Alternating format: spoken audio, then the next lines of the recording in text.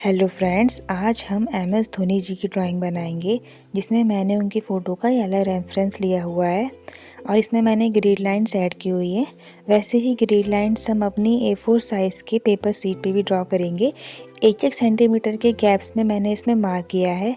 हम वैसे ही इसमें हॉरिजॉन्टली और वर्टिकली लाइन्स ड्रॉ करेंगे। तो चलिए ग्रिड लाइन्स ड्रॉ करते हैं।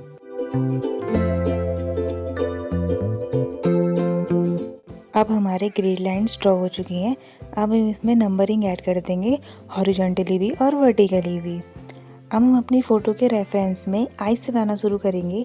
हम अपनी आइस में 11 और 10 बॉक्सेस को मार्क कर लेंगे और वहाँ से हम बनाना शुरू करेंगे। तो चलिए, जैसे मैं बना रही हूँ वैसे भी आप भी मेरे साथ ड्रॉ कीजिए।